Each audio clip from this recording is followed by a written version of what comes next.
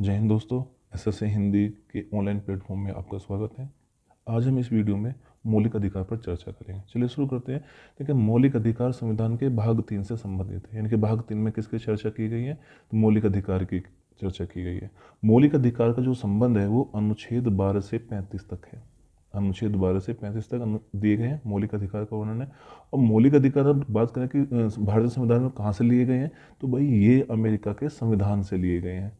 America के संविधान से प्रेरित हुए हमारे संविधान निर्माता, और उन्होंने मौलिक अधिकारों को अपने संविधान में रखा। चलिए आगे बात करते हैं कि जो मूल अधिकार है 12 से 35 तक है। तो 12 से 35 तक में अगर बात करते हैं कि इनकी संख्या क्या थी, प्रकृति क्या थी, संशोधन का अधिकार से संरक्षण कौन है, इस पर बात करते हैं।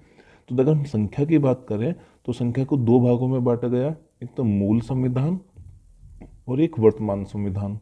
तो मूल संविधान में 7 मूल अधिकार थे, जबकि वर्तमान में 6 मूल अधिकार है। ठीक है, अब आगे बात करेंगे कि 7 कितने थे, 6 कितने, कौन कौन से रह गए, एक कौन हटा दिया। ठीक है, इसकी प्रकृति कैसी थी, अगर हम बात करें न्यायिक मौलिक अधिकारों की जो है प्रकृति कैसी थी, तो 3 तरह की प्रकृति थी। एक तो है ये न्यायोचित, एक वाद योग्य और न्यायालय में परिवर्तनीय है। अभी संशोधन का अगर इसमें कोई बात करते हैं कि इसमें संशोधन करना है या कुछ हटाना है, जोड़ना है, तो संशोधन करके ही होगा इसमें। तो ये संशोधन का अधिकार किसको, तो ये संशोधन का अधिकार है संसद को। अब इसको अगर मान लिया मौलिक अधिकारी का हनन हो रहा है तो इन्हें संरक्षण भी प्राप्त है, तो संरक्षण कौन करेगा इनका, तो न्यायपालिका इसका संरक्षण करेगी।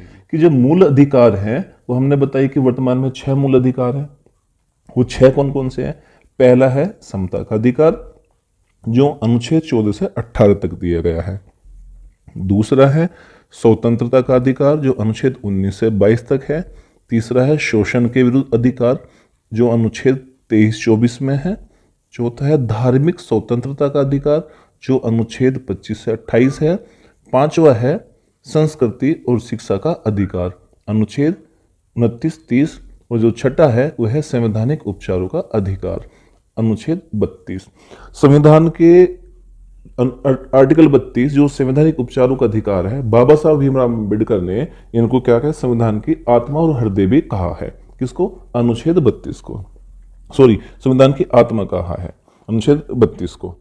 अब आते हैं कि विश्व के लगभग सभी लोकतांत्रिक देशों के संविधान में नागरिकों के मूल अधिकारों का प्रावधान किया गया है। यानी कि जितने भी लोकतांत्रिक देश है उनमें अपना संविधान है, उन संविधानों में मूल अधिकारों की बात की गई है कि भाई मूल अधिकार होने जरूरी है।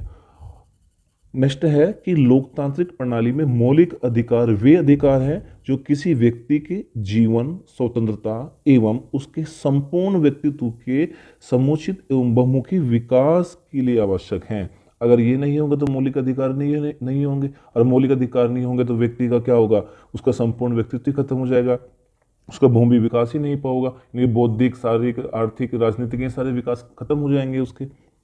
नेक्स्ट चलते हैं। इन अधिकारों को मौलिक इसलिए भी कहा जाता है कि क्योंकि इन अधिकारों को प्रमुखता से स्थान दिया गया है। यानी कि मौलिक क्यों कहा गया है, इसलिए कहा गया जाता है क्योंकि इन अधिकारों को प्रमुखता से स्थान दिया गया है। अब बात करते हैं आगे की, भाई मांग भी हुई होगी, सबसे पहले भारत के संविधान में रखा गया तो उसकी मांग की गई होगी। तो देखिए, सबसे पहले भारत में मौलिक अधिकारों की मांग 1895 में की गई थी। ये मांग 1791 में अमेरिकी संविधान के अधिकार पद से प्रेरित है। यानी कि जब 1791 का अमेरिका में जोड़ा गया था तो वहाँ से प्रेरित रहा, और 1895 में भारत के लिए मांग की गई कि भाई हमारे भारतीय संविधान जब बनेगा तो उसमें भी हमारे मौलिक अधिकार होने चाहिए। ठीक है, वर्ष 1915 में एनी बेसेंट के द्वारा होम रूल लीग आंदोलन चलाया गया था, तो उसके दौरान मूल अधिकारों की मांग की गई थी। किसके द्वारा? एनी बेसेंट के द्वारा। कब की गई थी? 1915 में की गई थी। वर्ष 1925 में कॉमनवेल्थ ऑफ इंडिया बिल आया और इसमें भी अधिकारों की मांग की गई कि भाई मूल अधिकार होने चाहिए। क्या, कौन सा बिल आया था? कॉमनवेल्थ ऑफ इंडिया बिल आया था। और इस बिल में कब आया था ये बिल? 1925 में। और इस बिल में मांग की गई थी अधिकारों की। कौन से अधिकार? मूल अधिकारों की मांग की गई थी। ठीक है, अब मूल अधिकार तो बनाए, लेकिन इसके लिए भी तो कोई कमेटी बनाई होगी, तो इसलिए इसकी कमेटी ने परामर्श समिति की सिफारिश की गई और इसकी अनुशंसा पर संविधान में मूल अधिकारों को शामिल किया गया था। नेक्स्ट है कि वर्ष 1931 में कांग्रेस के कराची अधिवेशन में मूल अधिकारों की मांग की गई। दोबारा मांग की गई कब? 1931 में। कब? किसने मांग की? कांग्रेस ने मांग की थी। किसमें? कराची अधिवेशन, कांग्रेस का एक कराची अधिवेशन हुआ था और इस अधिवेशन में बात की कि भाई हमारे भी मूल अधिकार होने चाहिए। मूल अधिकारों के वे व्यक्ति के बहुमुखी विकास का विकास करते हैं, इसलिए वे बहुत जरूरी है। 27 फरवरी 1947 को संविधान सभा ने वल्लभ भाई पटेल की अध्यक्षता में, किसकी अध्यक्षता में? वल्लभ भाई पटेल की अध्यक्षता में। कब? 27 फरवरी 1947 अध्यक्षता में मूल अधिकार परामर्श समिति का गठन किया गया। यानी कि मूल अधिकार परामर्श समिति बनाई गई किसकी अध्यक्षता में? वल्लभ भाई पटेल की अध्यक्षता में। अगर बात करें कि मूल अधिकार से संबंधित जो परामर्श समिति थी तो इसके अध्यक्ष कौन रहे? तो वल्लभ भाई पटेल रहे थे। कब बनी? 27 फरवरी 1947 को गठन कर दिया इसका। तो इस उप समिति के सदस्य कौन कौन से थे? यानी कि समिति उप समिति बनी। जो उप समिति थी उसके जो सदस्य थे वो के.एम. पणिक्कर, राजकुमारी अमृत कौर, के.एम. मुंशी, जे बी कृपलानी, मीनू मसानी, के.टी. शाह तथा अल्लादी कृष्ण स्वामी अय्यर, ये इसके सदस्य थे। अब 44वां संविधान संशोधन आया। कब आया ये? 1978 में। तो इसके द्वारा संपत्ति के अधिकार को मूल अधिकार की श्रेणी से हटा दिया गया। यानी कि 44 जो मैंने अभी बात करी थी पिछली, तो यानी कि जो 31 था, अनुच्छेद 31, मूल अधिकार मूल संविधान में कितने थे? 7 थे, वर्तमान में 6 है। तो यानी कि 31 जो संपत्ति का अधिकार था वो 44वें संविधान संशोधन अधिनियम 1978 के द्वारा इसको हटा दिया गया था। और अनुच्छेद 12 के आर्टिकल 300 का यानी कि 12 भाग 12 के आर्टिकल 300 का में इसको रखा गया। ठीक है, और इसे कानूनी अधिकार बना दिया गया। संपत्ति के अधिकार को संविधान से भाग 12 के अनुच्छेद 300 के में रखा गया है। इस प्रकार वर्तमान में 6 मूल अधिकार हैं। नेक्स्ट बात करते हैं मूल अधिकारों की विशेषताएं। भाई अब मूल अधिकार रखे तो इनकी विशेषताएं क्या रही होंगी? हर व्यक्ति की विशेषताएं होती है, हर चीज़ की एक विशेषता होती है। कोई वस्तु हो, प्राणी हो, कोई भी हो संसार में, जो भी चाहे वो जीवित हो या मृत हो, हर चीज़ की अपनी अपनी एक विशेषताएं होती है, वो समय पर समय के अनुसार काम आती है। अब आती है कि अगर ये मूल अधिकार है तो भाई इनकी विशेषताएं भी रही होंगी। तो कुछ मूल अधिकार भारतीय नागरिकों के लिए हैं, यानी कि मूल अधिकार अगर हैं तो कुछ तो सभी के लिए हैं, लेकिन कुछ अधिकार जो भारतीयों को दिए गए हैं इसीलिए उनको जो विशेष बनाती है। ये कौन कौन से? अनुच्छेद 15, अनुच्छेद 16, अनुच्छेद 19, 29 और अनुच्छेद 30। ये असीमित नहीं है लेकिन वाद योग्य होते हैं। ये राज्य की मनमानी कार्रवाई के लिए उपलब्ध है। ये राज्य की मनमानी कार्रवाई के विरुद्ध है। यहाँ पर थोड़ा गलत हो गया है, तो यहाँ मनमानी के विरुद्ध उपलब्ध है, यानी कि राज्य के विरुद्ध उपलब्ध है, क्योंकि राज्य अपनी मनमानी नहीं कर सकता। अगर राज्य कोई ऐसी मनमानी करेगा तो यानी कि मौलिक अधिकारों के लिए ऐसी कोई बनाएगा तो उसमें क्या होगा? विधि वो शून्य मानी जाएगी। ये कुछ नकारात्मक विशेषता रखते हैं तो कुछ सकारात्मक विशेषता रखते हैं। तो मूल अधिकार क्या है? स्थायी नहीं है, इन्हें संसद द्वारा संशोधित किया जा सकता है। नेक्स्ट बात करते हैं कि मूल अधिकार और संवैधानिक प्रावधान क्या है, यानी मूल अधिकार उनमें संवैधानिक प्रावधान क्या है। तो अगर हम बात करते हैं अनुच्छेद 12 की, तो अनुच्छेद 12 में राज्य शब्द को परिभाषित किया गया है, यानी कि राज्य शब्द की परिभाषा है जिसमें सरकार, संसद सरकार और राज्यों की विधायिका, सभी स्थानीय प्राधिकरण अर्थात नगर पालिकाएं, पंचायत, जिला बोर्ड, सुधार संस्था, अन्य प्राधिकरण जैसे LIC, ONGC, सेल, ठीक है, यानी स्थानीय प्राधिकरण भी है, प्राधिकारी, अन्य प्राधिकारी भी आएंगे, राज्य विधानमंडल भी आएगी इसमें। तो ये सभी क्या है? जो है राज्य है ये, और राज्य इसमें अनुच्छेद 12 में इन्हीं की परिभाषित किया गया है इनको। ठीक है, अब बात करते हैं कि अनुच्छेद 13 में क्या क्या? 13 में 2 भाग में बांटा गया है, 13(1), 13(2) कि ऐसे सभी विधियां जो किसी भी मूल अधिकारों के साथ असंगत या उल्लंघन करती हैं, मूल अधिकार के साथ असंगत या उल्लंघन करती है, यानी कि जो विधि बनाएगा कौन? राज्य है, और उस मूल अधिकार को वो उल्लंघन करती हैं तो वो क्या मानी जाएंगी? शून्य हो जाएंगी।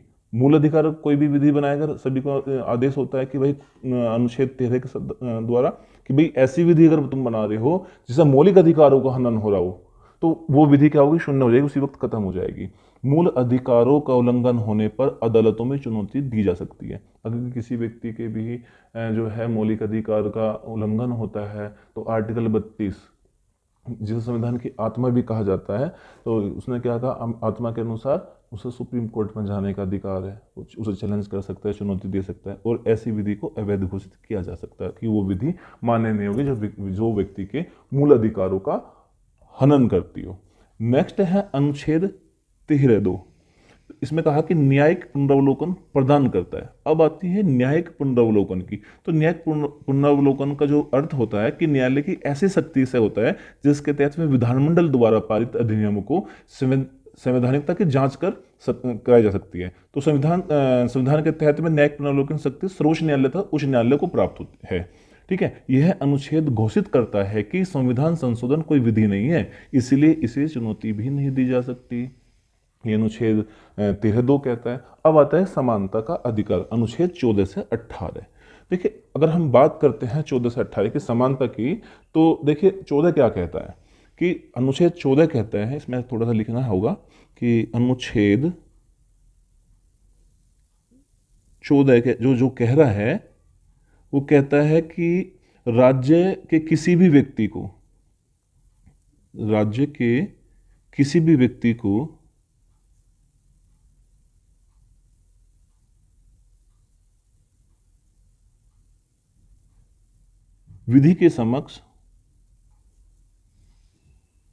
विधि के समक्ष समानता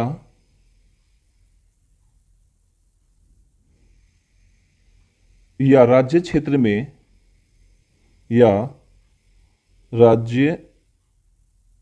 में विधियों के समान संरक्षण से मना नहीं करेगा। विधियों के समान संरक्षण से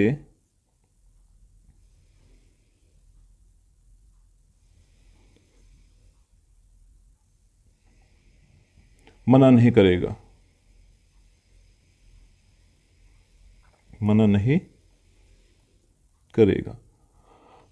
अब बात आती है किसमें भाई, राज्य के किसी भी व्यक्ति को विधि के समक्ष समानता या विधियों के समान संरक्षण, यानी कि दो बात आ रही है। एक तो विधि, बात करते हैं कि इसमें दो बात कौन कौन सी आई है। एक तो आई है भाई विधि के समक्ष समानता और विधियों के समान संरक्षण, ये दो बात आई हैं। अब देखिए दो बातें, यानी कि विधि के समान जो है, विधि के समान समता का अधिकार, विधि के समक्ष समानता। अब ये लिया कहां से गया, अगर हम बात करें तो भैया ये ब्रिटिश संविधान से लिया गया है। कहां से लिया गया? ब्रिटिश संविधान से लिया गया है।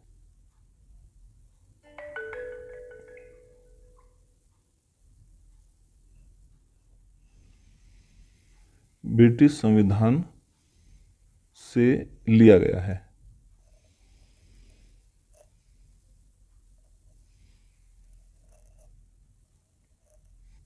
जबकि जो विधियों के समान संरक्षण है,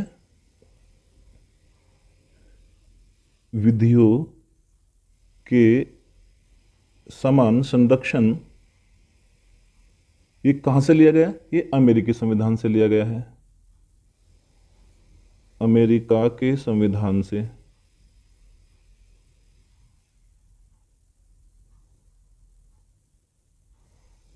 अमेरिका के संविधान से लिया गया है।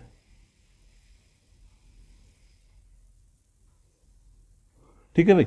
अब आती है कि भाई जो ये लिया तो है, लेकिन इसमें एक समस्या आई। जो विधियों के समान संरक्षण की बात कर रहा है, जो हमने ब्रिटिश संविधान से लिया गया है, विधियों के समान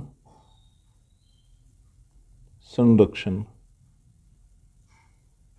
अब ये जो है हमने लिया तो ब्रिटिश संविधान से है, लेकिन भैया जब विधि के समान संरक्षण ब्रिटिश संविधान से लिया गया, लेकिन ये एक क्या है? यह है एक नकारात्मक वाक्यांश है। यह है एक नकारात्मक वाक्यांश है। क्यों है?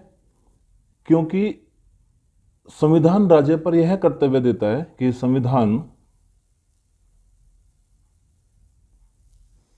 राज्य को यह आदेश देता है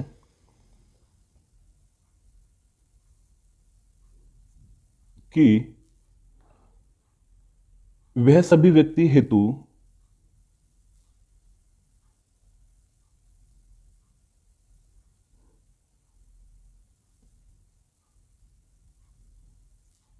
समान विधि बनाएगा। समान विधि बनाएगा।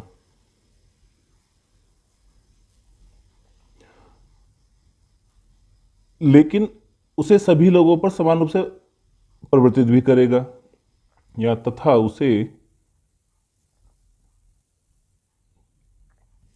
सभी लोगों पर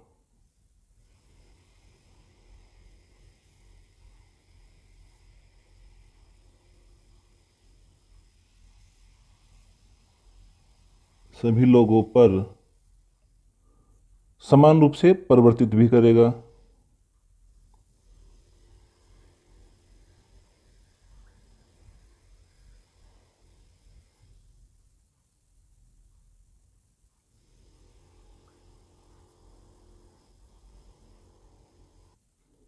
लेकिन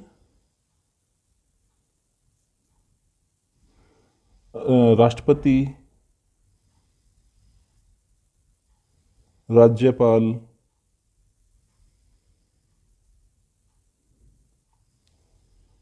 उच्च तथा उच्चतम न्यायालय,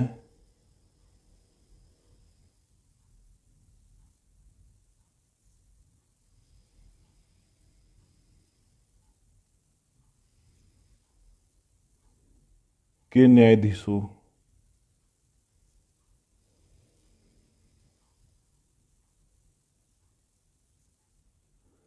एवं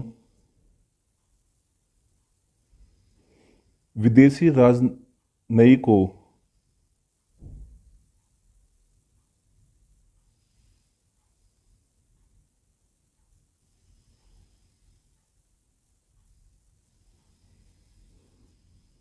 के लिए समान विधि नहीं बनाई जा सकती।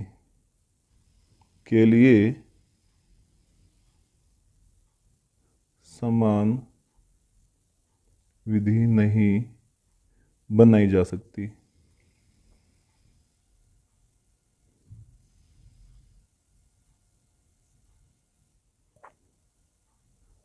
ठीक है, क्यों? इसलिए ये नकारात्मक है, क्योंकि जब संविधान ये कहता है कि जब सभी व्यक्ति समान है तो सभी के लिए समान विधि बनेगी, सभी कानून बने, लेकिन यहाँ बात कर रहा है कि राष्ट्रपति, राज्यपाल, उच्च न्यायालय और उच्चतम न्यायालय के न्यायाधीश, विदेशी राजनयिक, इनके संदर्भ में भाई विधि समान नहीं होगी। ठीक है, अब इनके एक ही व्यक्ति को समान परिस्थिति में पाए जाने वाले सभी व्यक्ति जो एक साथ हैं उन्हें समान संरक्षण भी दिया गया है। यानी कि प्रोफेसर डाइसी जो कहते हैं कि वे विधि के शासन सिद्धांत की अंगीकृत किया गया है, उन्होंने, प्रोफेसर डाइसी कह रहे हैं कि क्या प्रतिपादित विधि के शासन सिद्धांत को अंगीकृत किया गया है, लेकिन फिर भी जो है इस तरह की बात हो रही है। तो इसी ये है, इसलिए जो विधि के समक्ष क्षमता है क्या है, एक नकारात्मक वाक्यांश है, जबकि विधि के समान संरक्षण क्या है, एक सकारात्मक वाक्यांश है कि संरक्षण सभी को प्राप्त है। यानी कि दूसरी बात की विधि के समक्ष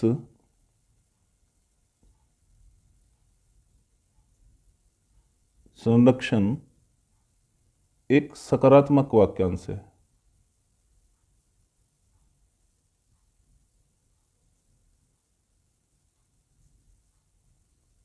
और ये कहां से लिया गया? अमेरिका से लिया गया है। ठीक है, अब बात करते हैं अनुच्छेद 15 की। वह अनुच्छेद 15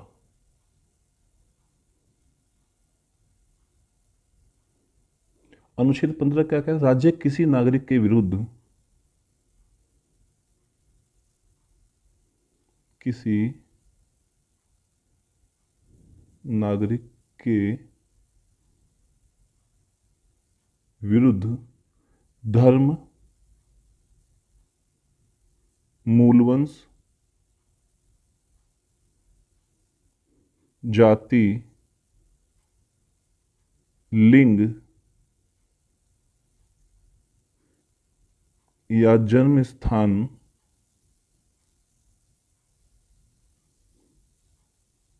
के आधार पर विभेद का प्रतिषेध करता है।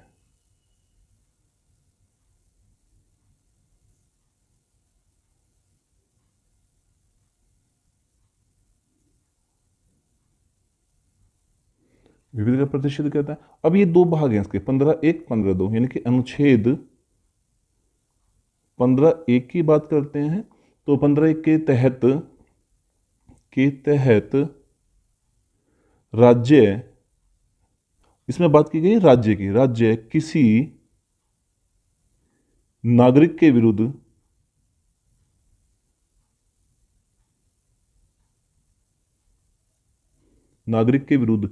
केवल केवल धर्म, मूलवंश, जाति, लिंग या जन्म स्थान के आधार पर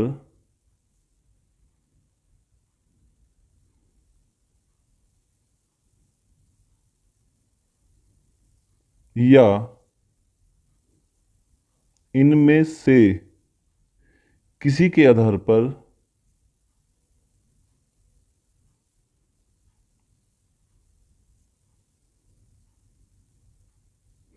कोई विभेद नहीं करेगा।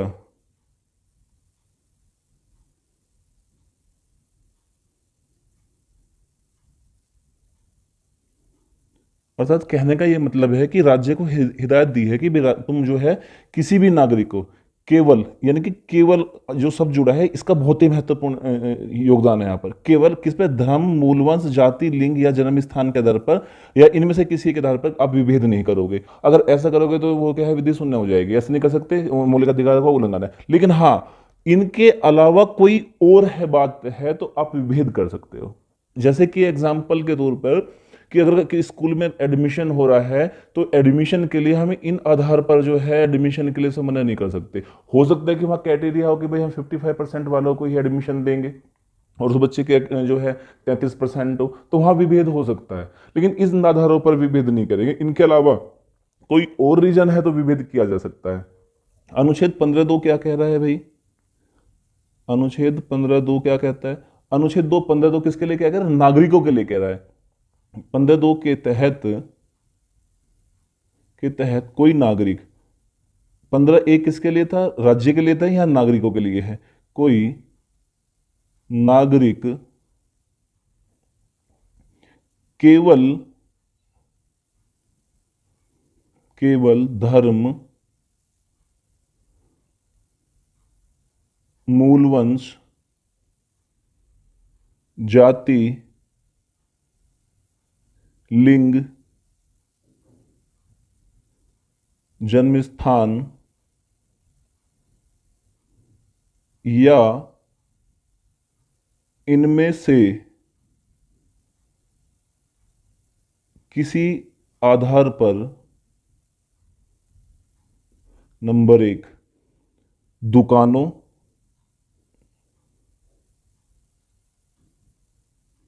सार्वजनिक भोजनालयों, सार्वजनिक भोजनालयों, होटलों, सार्वजनिक मनोरंजन के स्थानों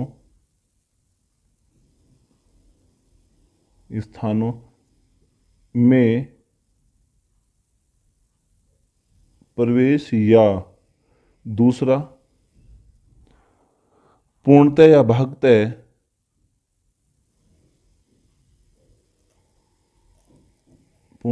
भागतः राज्य निधि से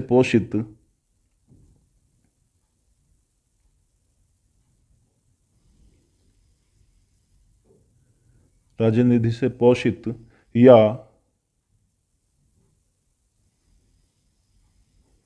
साधारण जनता के प्रयोग के लिए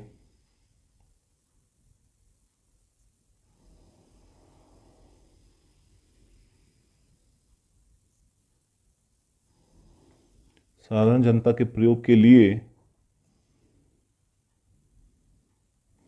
समर्पित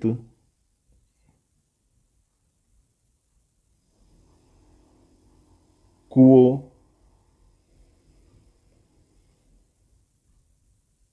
तालाबों, स्नान घाटों,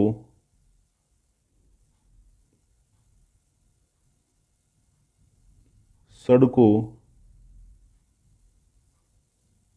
और सार्वजनिक समागमों के स्थानों के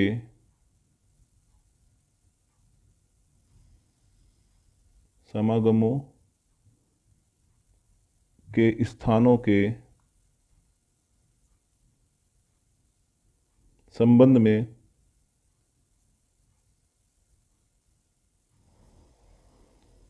में किसी भी प्रकार का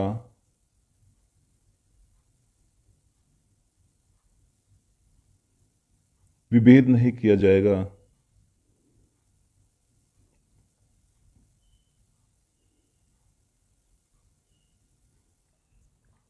ये बात थी 15(2) में। पहला 15(1) क्या कहता था? 15(1) कह रहा है राज्य को, लेकिन 15(2) कह रहा है किसको? नागरिकों को, कि भाई कोई भी नागरिक जो है किसी भी व्यक्ति के साथ केवल जाति, धर्म, लिंग, जन्मस्थान के आधार पर विभेद नहीं करेगा, और ना ही उन्हें सार्वजनिक नलकूपों, सार्वजनिक भोजनालयों, होटलों में और कुओं में, तालाबों में, स्नान घरों में, मतलब कि कहीं से भी जाने से मना नहीं करेगा। अगर ऐसा है तो अपराध जो है 15(2) का उल्लंघन है। ठीक है, उसके लिए कानूनी कार्रवाई हो सकती है। लेकिन इसका कहते हैं कि भाई अपवाद भी हैं 15 के, अपवाद, और इसके 2 अपवाद हैं। इतना कुछ होने के बाद भी इसके अपवाद आ गए, और अपवाद कितने हैं? 2 अपवाद हैं।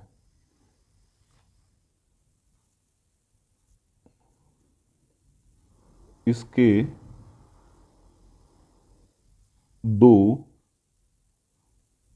अपवाद है, वे अच्छे हैं, बुरे नहीं है। पहला है, इसका 15(3) में भी इसे हम कह सकते हैं पहला, यानी कि 15(3), अनुच्छेद 15(3), अनुच्छेद 15(3) के तहत राज्य को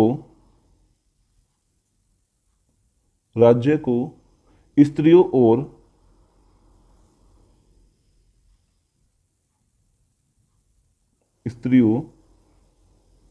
और बालकों के लिए कोई विशेष उपबंध करने से, बालकों के लिए कोई विशेष उपबंध करने से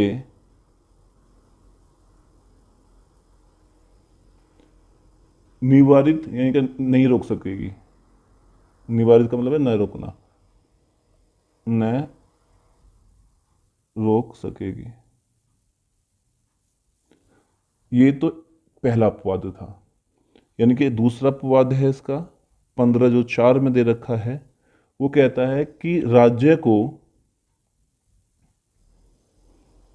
राज्य को सामाजिक और शैक्षिक दृष्टि से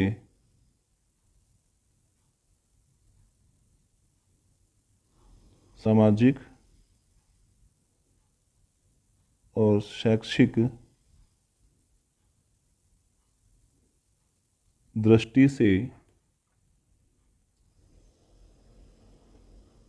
पिछड़े हुए नागरिकों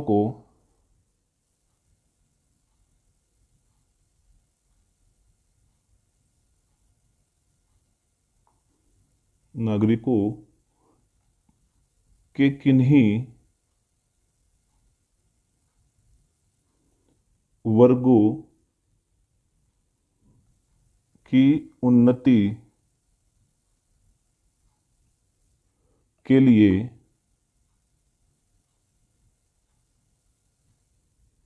या अनुसूचित जाति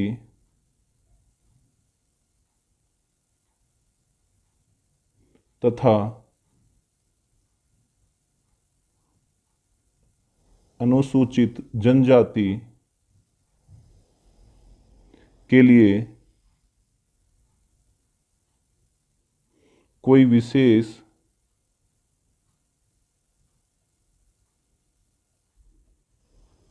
उपबंध करने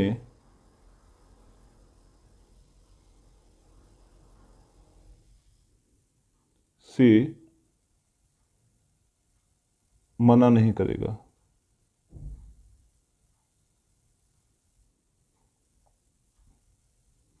ये इसके दो अपवाद थे। पहला अपवाद कह रहा है कि राज्य स्त्री और बालकों के लिए कोई जो है विशेष उपबंध निर्धारित कर सकता है और उसे जो उपबंध कर रहा है उसके लिए कोई मना नहीं करेगा उसके लिए। दूसरा कह रहा है कि सामाजिक और शैक्षिक दृष्टि से पिछड़े हुए जो लोग हैं या नागरिक हैं उनके वर्गों की जो जिसमें अनुसूचित जाति जनजाति के उनके लिए कोई विशेष उपबंध करेगा तो सरकार राज्य करेगी, तो ऐसा राज्य को कोई मना नहीं करेगा। ये अनुच्छेद 15 था। अब बात करते हैं अनुच्छेद 16 की। अनुच्छेद 16 की हम बात करते हैं। तो अनुच्छेद 16 जो कहता है वो क्या कह रहा है? अनुच्छेद 16 कह रहा है कि लोक नियोजन के विषय में अनुच्छेद 16 के तहत लोक नियोजन के विषय में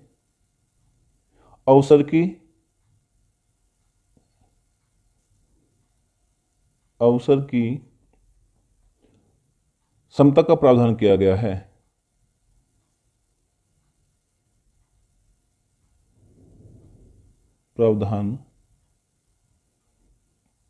गया है।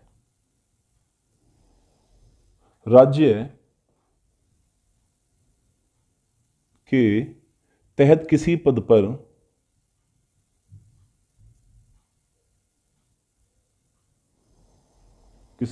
पर नियोजन या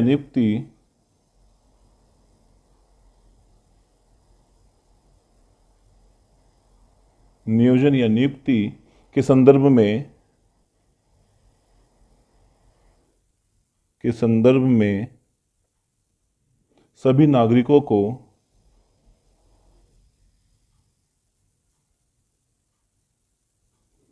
नागरिकों को समान अवसर दिया जाएगा।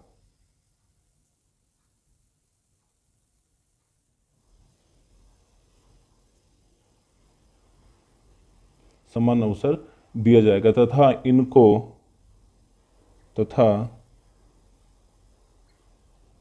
इनको धर्म, मूल वंश, लिंग, जन्म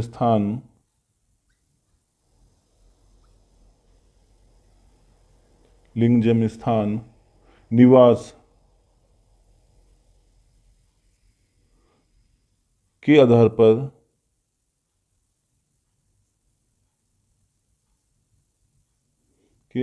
पर न तो किसी नागरिक को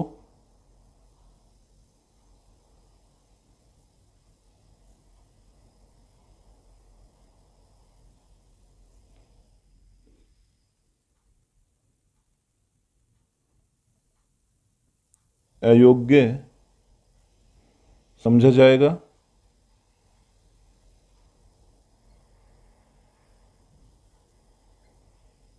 और न ही उनमें विभेद किया जाएगा।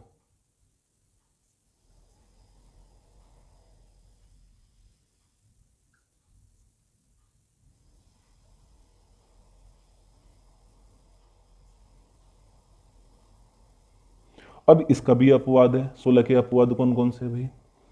अनुच्छेद 16 के अपवाद।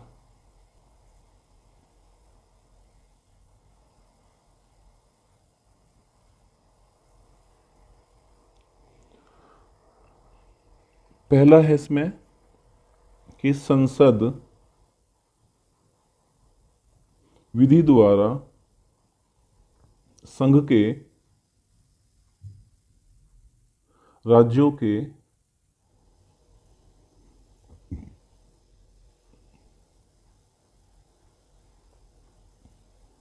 संघ के राज्यों को अधिकार दे सकती है। संघ के राज्यों को अधिकार दे सकती है। अधिकार दे सकती है। कि वे अपने अधीन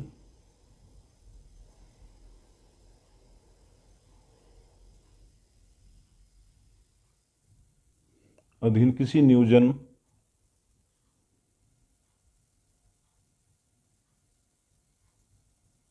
का मतलब होता है पद, लिख देता हूं पद, नियोजन के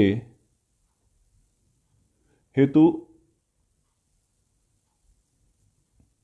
उस राज्य के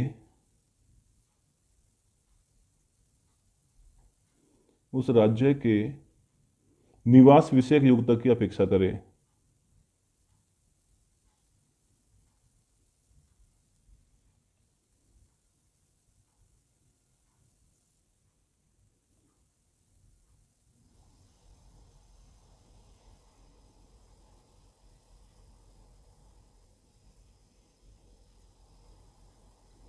अब देखिए बात आती है कि 16 क्या कर रहे हैं, लोक नियोजन के विषय में अवसर के समानता का प्रावधान कर रहे हैं, इनके नौकरियों में जो है सभी को समान अवसर देगा, ठीक है, और वो किसी भी जाति धर्म लिंग जन्म स्थान के आधार पर कोई भी भेद भी नहीं करेगा। लेकिन इसमें एक अपवाद है कि संसद ने संघ के राज्यों को, संघ यानी यूनियन, भारत के राज्यों को एक मतलब कि कहा है कि भाई तुम किसी भी पद के लिए जो है तुम ये कर सकते हो कि भाई मेरे यहाँ का निवासी होना जरूरी है। जैसे कि अगर आप स्टेट में बात करो तो स्टेट में क्या है कि अगर कोई वैकेंसी निकलती है तो उसमें सबसे पहले प्राथमिकता किसको देती है, ज़्यादा से ज़्यादा प्राथमिकता जो है अपने स्टेट को देते हैं, लेकिन कुछ परसेंट बाहर वालों को भी दी जाती है।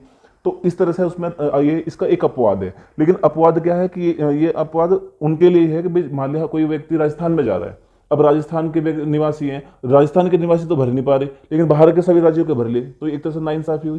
तो इसीलिए इसका अपवाद रखा गया है कि राज्य को ये संघ ने यानी कि संसद ने दे कहा राज्य को भाई तुम पहले कोई भी वैकेंसी, कोई भी पद की वैकेंसी निकाल रहे हो या पद के लिए भर्ती निकाल रहे हो आप, तो भाई पहले आप अपने यहाँ के भर लीजिएगा, उसमें कुछ परसेंट जो है अदर स्टेट के भी रख लो। तो और उसके अदर स्टेट में जो है क्या है कि वो जर्नल से आएंगे, और लेकिन जो तुम्हारे यहाँ से उसके लिए मूल निवास होना प्रमाण, अब कैसे पता चले कि वहां का मूल निवास होना जरूरी है ना। तो ये इसका एक ये अपवाद आ गया। दूसरा अपवाद क्या है कि दूसरा पद राज्य पिछड़े हुए नागरिकों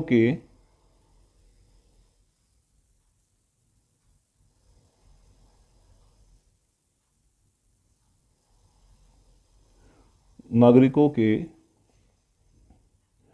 ऐसे किसी वर्ग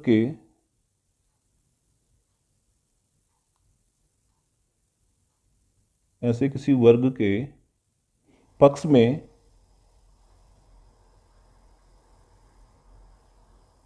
ऐसे किसी वर्ग के पक्ष में जिनका प्रतिनिधित्व राज्य के विचार में जिनका प्रतिनिधित्व जिनका प्रतिनिधित्व राज्य के विचार में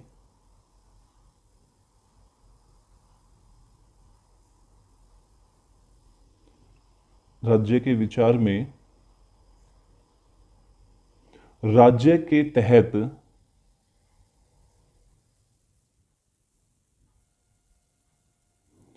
के तहत सेवाओं में पर्याप्त नहीं है, सेवाओं में पर्याप्त नहीं है, नियुक्ति या पदों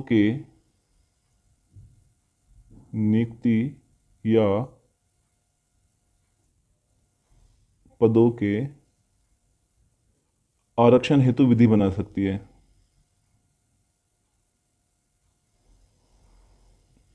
हेतु विधि बना सकती है। यहाँ आरक्षण की बात कर रहा है, आरक्षण के लिए वो विधि बना सकती है। ये अनुच्छेद 16 के जो है क्या थे, अपवाद थे। अब बात करते हैं अनुच्छेद 17 की। अनुच्छेद 17 अस्पृश्यता का निषेध करता है और उसे दंडनीय अपराध घोषित करता है। अस्पृश्यता का मतलब होता है छुआछूत। अस्पृश्यता का निषेध करता है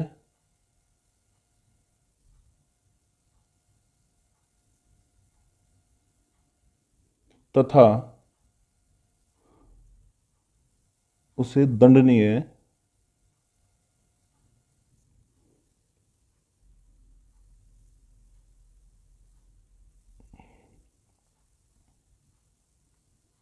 अपराध घोषित करता है।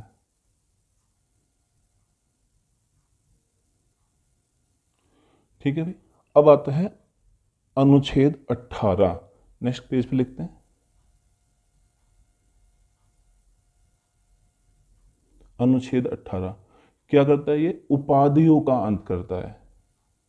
यह अनुच्छेद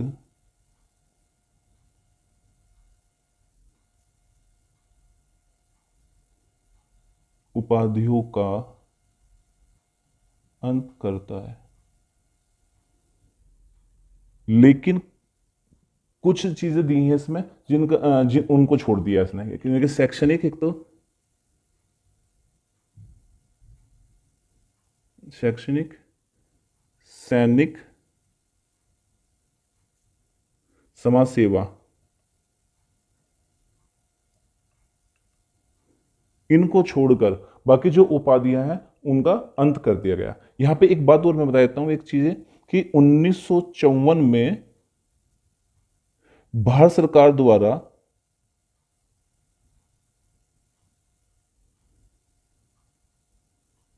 चार सम्मान,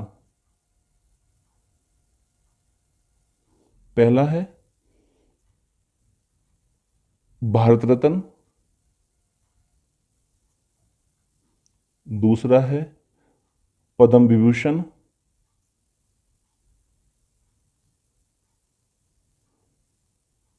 तीसरा है पद्म भूषण,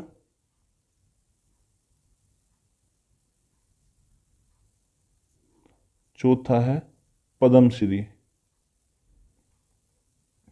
पद्मश्री शुरू किए थे। अगर बात करें कि भाई कि भारत रत्न, पद्म भूषण, पद्मश्री, ये जो चार जो सम्मान है कब शुरू किए गए थे? भारत सरकार द्वारा 1954 में शुरू किए गए थे। ठीक है, लेकिन भारत रत्न 1977 में बंद कर दिया गया था। 1977 में भारत रत्न को बंद कर दिया गया था।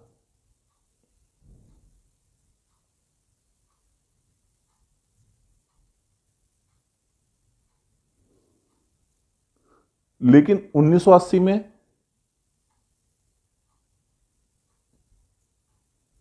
इंदिरा गांधी की सरकार ने इन्हें फिर चालू किया।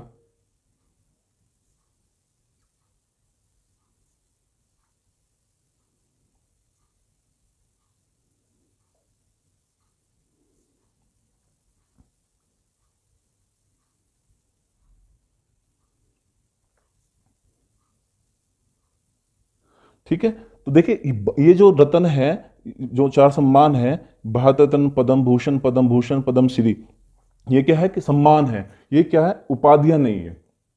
ठीक है, लेकिन इसका प्रयोग नहीं हो सकता। अगर कोई इन्हें उपाधि के रूप में प्रयोग करे तो गलत माना जाता है, अनुच्छेद 18 का उल्लंघन होता है। आशा करता हूं आपको ये वीडियो पसंद आई होगी। आगे के जो हमारे अनुच्छेद रहते हैं, अनुच्छेद 19, 20, 21, 22, 32 तक के, उन्हें हम अगली क्लास में हम पढ़ेंगे। नहीं तो अगर इसी क्लास में पढ़ेंगे तो क्लास जो है लंबी हो जाएगी, तो इसका समय का अभाव रखते हुए हम नेक्स्ट क्लास में आगे जो है अनुच्छेद पर चर्चा करेंगे। तब तक के लिए जय हिंद, जय भारत। लाइक करें, शेयर करें, सब्सक्राइब करें और कमेंट करना ना भूलें। धन्यवाद।